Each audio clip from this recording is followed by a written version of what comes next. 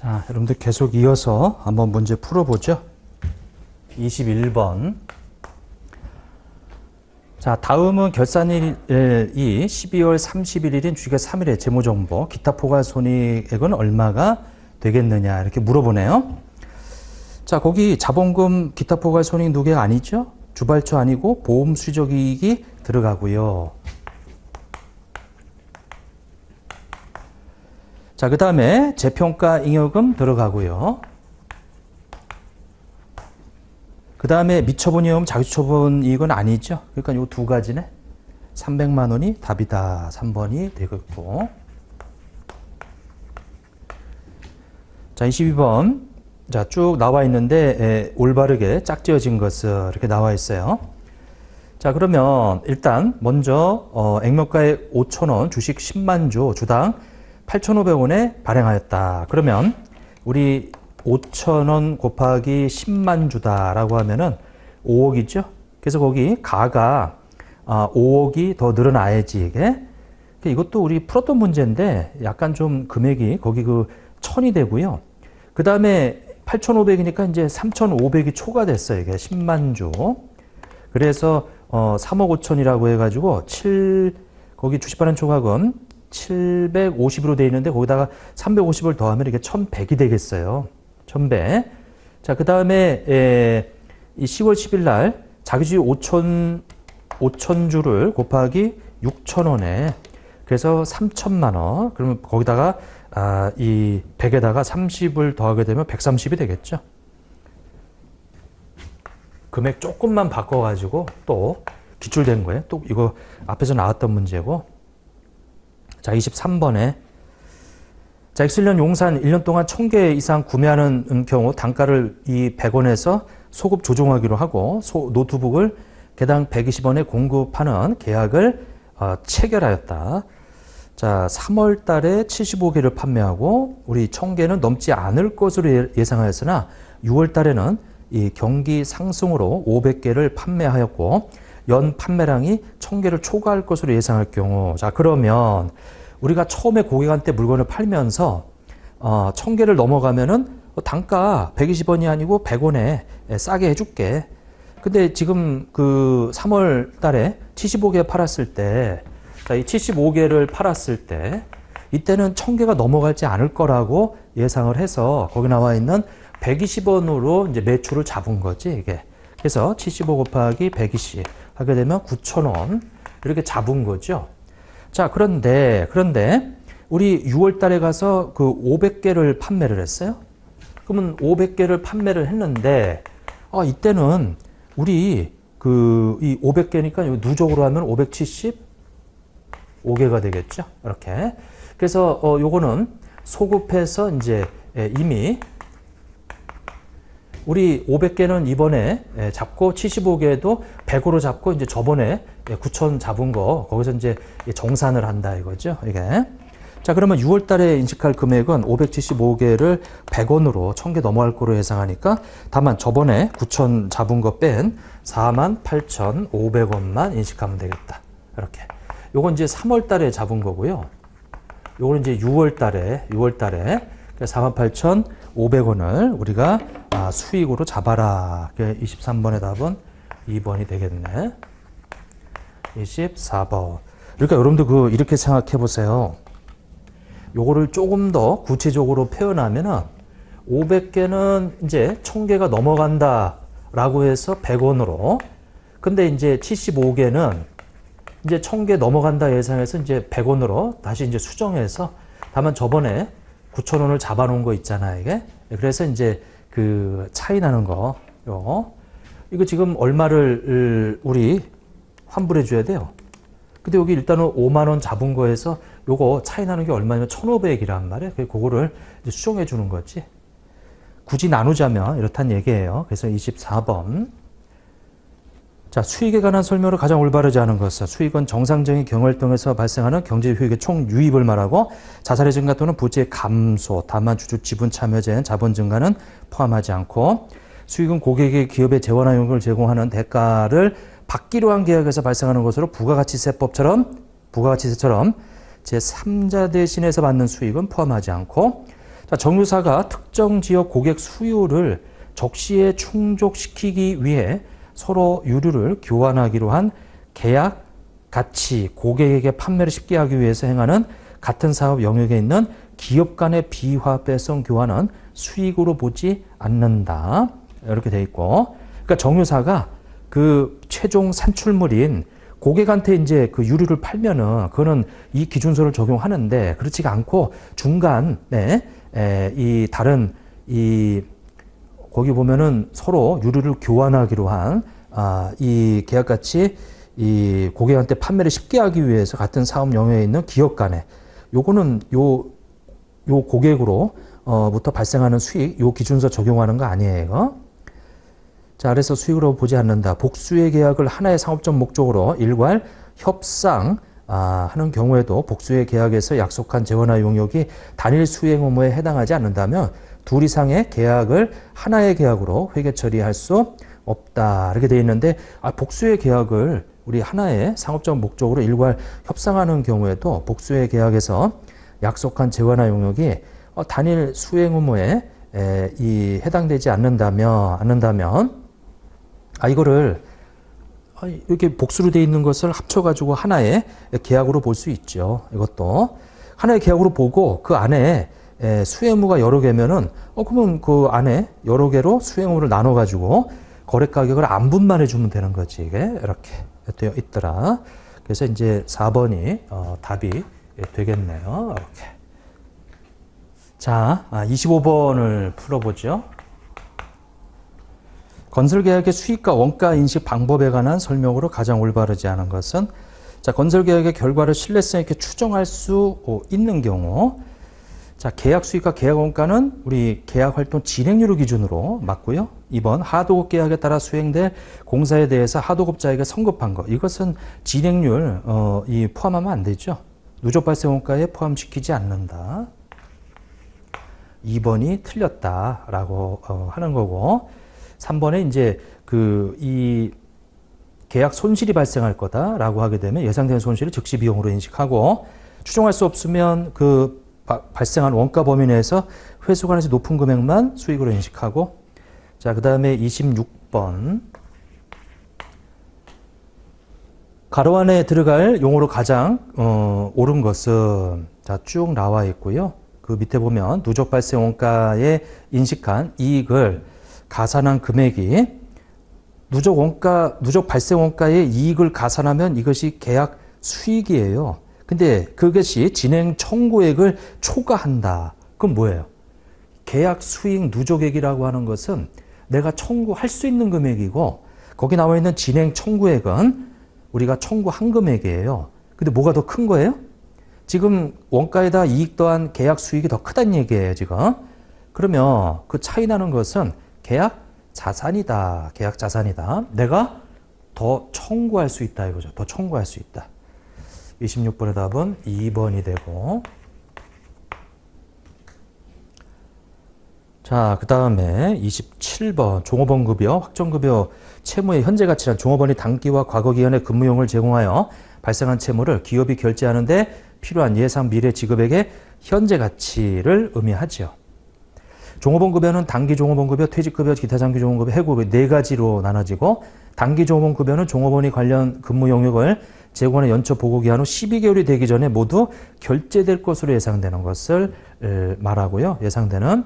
결제될 것으로 예상되는 종업원급여로 해고급여는 제외된다. 해고급여는 별도로 되어 있고요.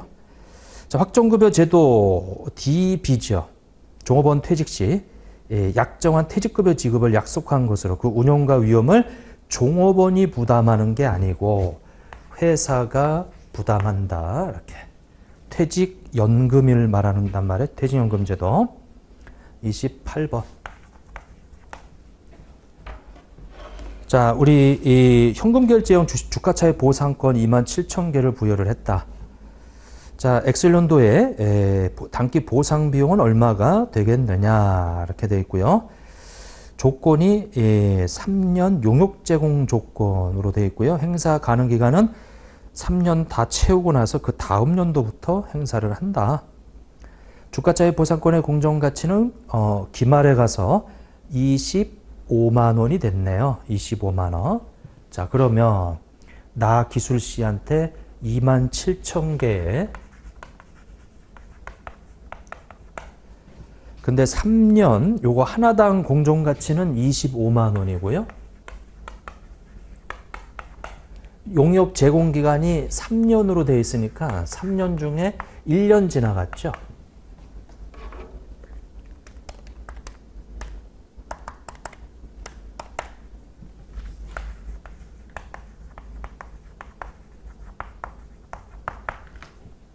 자, 22억 5천만 원. 그 답은 2번이 되겠네.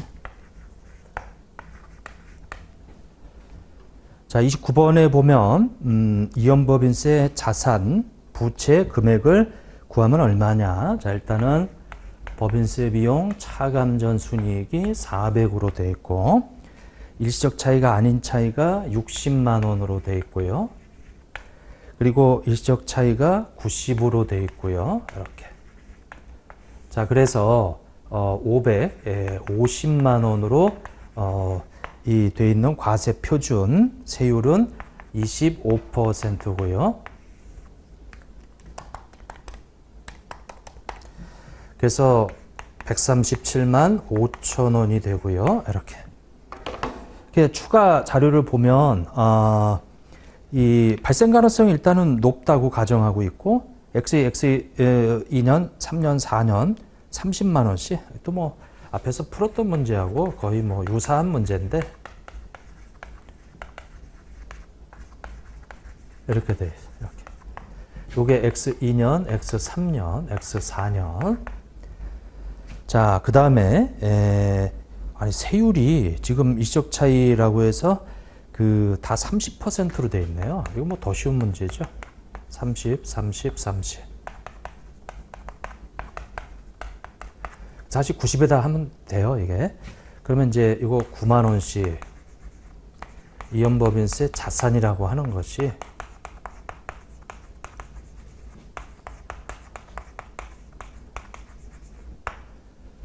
이렇게 되겠네요. 저번 연도에는 이연법인 자산 부채가 없고요. 그러면 요것이 1번, 요것이 2번, 요것이 3번.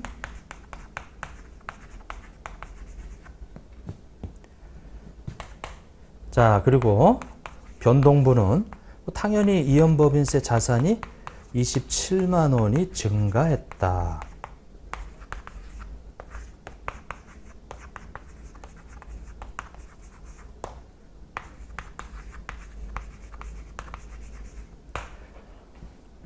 문제에서 물어보는 것은 이연법인세 자산을 물어보고 있으니까 27만 원이 답이죠.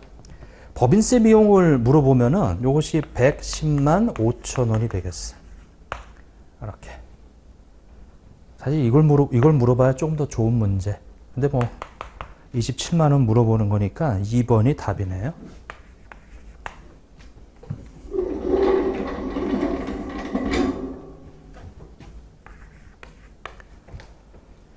자, 30번을 보면은 이제 법인세 비용은 얼마냐. 뭐 그대로 또 쓰면은 자, 미지급 법인세가 20이 됐고요.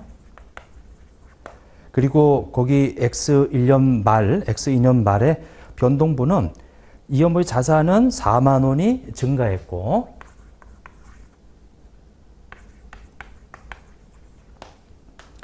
이연법인세 부채는 2만 원이 감소했고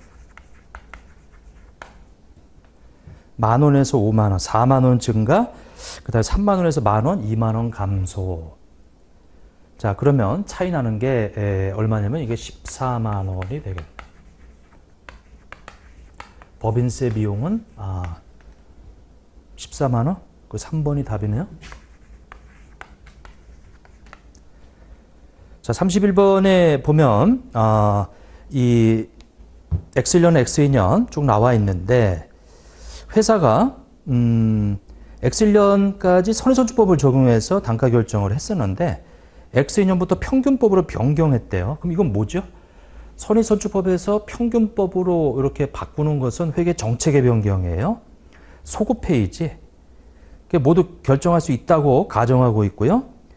X2년 말에 이 경험에 미치는 영향은 얼마가 되겠느냐 이렇게 나와 있고 우리 선행절법 적용한 금액으로 재고자에 표시가 되어 있고요. 자, 그러면 X1년, X2년 변경 전이고요. 변경 후지 이렇게. 자, 그러면 X1년도에 그 선의선출법으로 이 돼 있으면은 평균법으로 바꿔줘야 되는데 차이가 얼마 났어요? 10,000원만큼 과대 계상돼 있는 거지. 여기가 X1년 이 과대에 돼 있는 것이 10,000원이에요. 그러니까 10,000원을 빼줘야지. 이렇게. 그 다음 연도에 반대 영향이 있고요. 자, X2년도에는 선의선출법이 50,000원인데 평균법이 40,000원, 5,000원이 또 과대 계상돼 있어 이것도. 그러니까 당연히 5,000원을 빼줘야지. 이렇게. 빼줘야죠. 자, 그러면 이것이 어디에 영향을 미치는 거? X2년 말에 이익여금에, 요게 이제 기말에. 근데 얘는 어차피 이렇게 돼서 영향 미치는 게 제로고요. 여기는 5,000원을 이제 감소가 되겠죠. 이게. 자, 5,000원 감소다. 그래서 3번이 답이 되겠네요. 자, 32번 당기순이익이 300이고 유통보통주의수가 이렇게 좀 나와 있는데 문제에서 물어보는 것은 기본주당 순이익을 물어보니까 자, 당기순이익 얼마? 300. 자, 우선주 배당금이 아예 주어져 있어요. 40.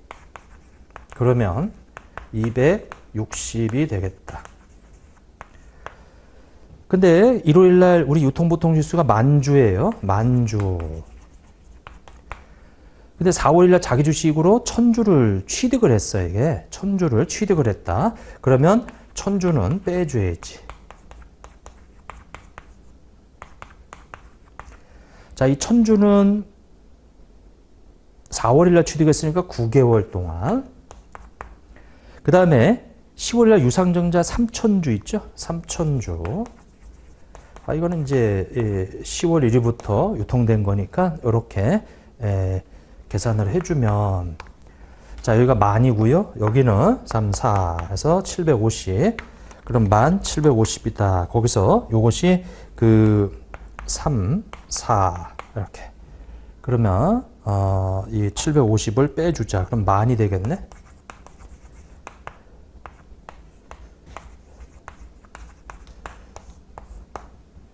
(32번에) 260원이 되겠어요?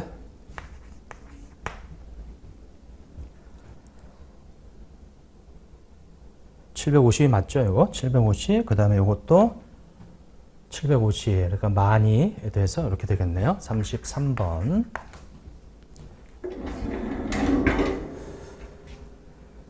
자, 지분법인데 1번에 직접 간접으로 20% 이상을 소유하고 있다면 명백한 반증이 없는 한 유의적인 영향이 있는 것으로 보고요. 기업의 해당 투자, 피투자자에 대해서 유의적 영향이 있는지 여부를 평가할 때는 다른 기업이 보유한 잠재적 의결권을 고려해야지.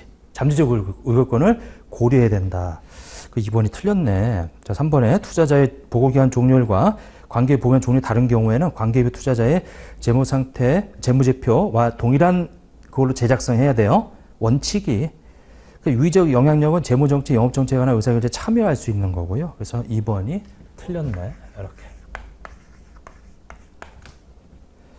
34번. 600만 원에 취득했어요. 자, 근데 순환 잠부 금액이 600이 아니라 6,000원. 근데 이게 30%죠. 18,000원에 30% 5,400원인데 그래서 이 영업권이라고 하는 부분이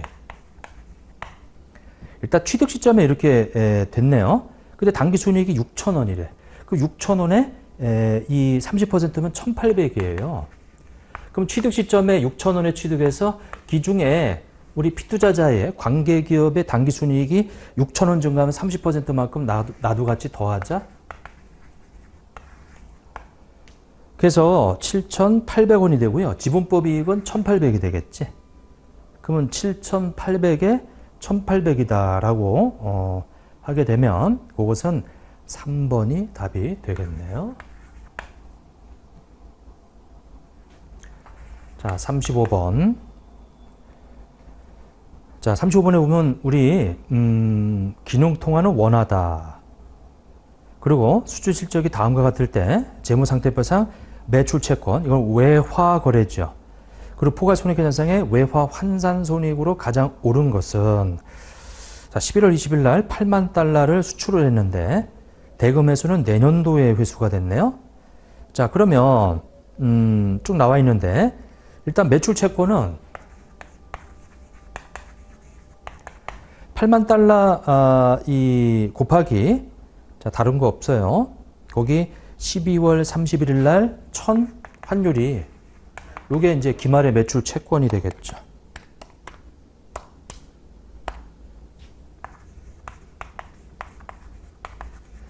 요것이 될 것이고요.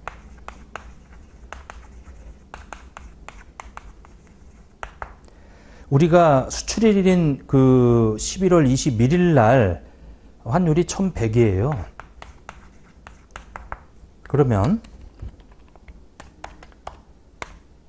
20원이 떨어졌네. 외화 환산 손실이라고 해서 160만 원이 이렇게. 요거 거래일보다 떨어졌어요. 이게 기말의 환율이. 그러면 매출 채권은 8,640이 되고 손실은 160만 원이 되겠다. 그러면 1번이 답이네요. 이렇게.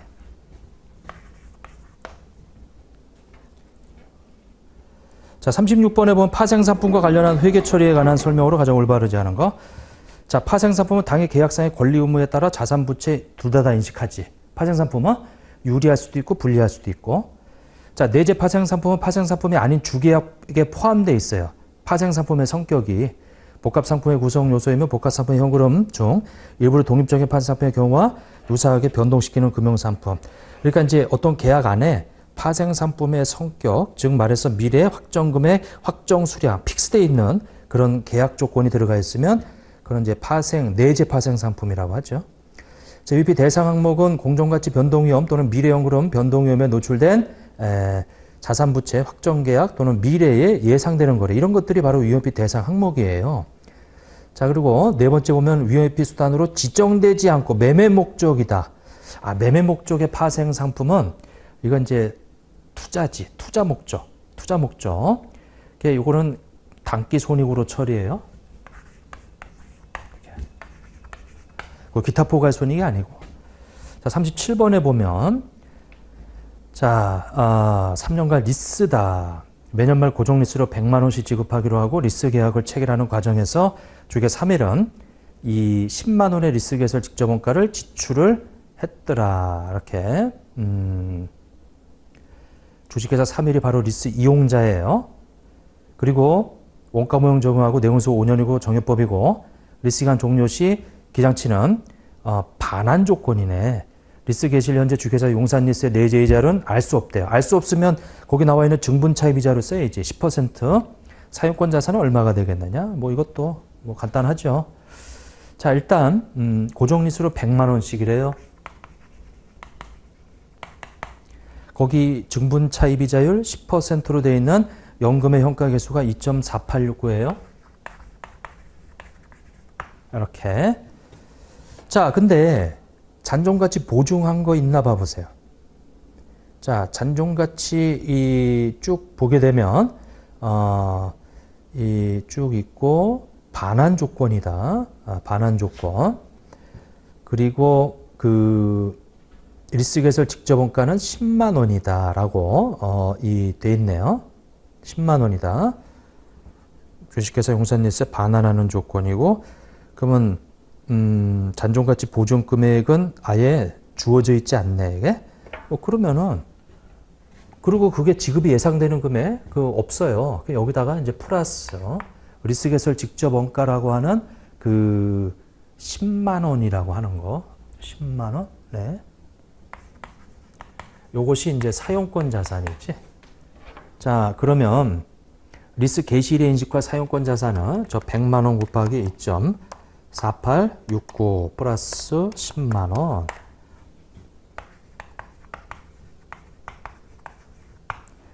2586900 3번이 답이다. 자, 38번을 한번 봐보세요. 자, 투자활동 관련 순현금 흐름은 얼마냐? 매출채권 회수, 영업활동이고, 차입금의 상환, 재무활동이고, 유형자산의 취득, 투자활동이죠. 이것도 뭐 출제됐던 거 또 나오고 그러는 거예요. 관계기업 투자주식의 처분, 투자활동에 100만 원이다. 유상증자, 재무활동, 급여의 지급, 영업활동, 배당금의 지급, 우리 재무활동, 무형자산의 이 무형자산의 처분, 투자활동이죠. 50만 원. 자, 다시 한번 보면 유형자산의 취득, 요거는 현금이 나가는 거고, 관계기업 투자주식의 처분은 현금이 들어오는 거고, 처분 들어오는 거죠. 150에서 80 빼면 70만 원만큼 현금이 들어온다. 70만 원만큼 현금 유입이다라고 하는 거죠. 자, 39번에 보면 이것은 자, 쭉 보면은 영업활동 간접법인데 1,500 자, 감가상각비 100만 원 가산시켜주고요. 거기다가 매출채권의 증가 300을 빼주고요. 그 다음에 매입 채무의 감소 250을 차감시켜주고요.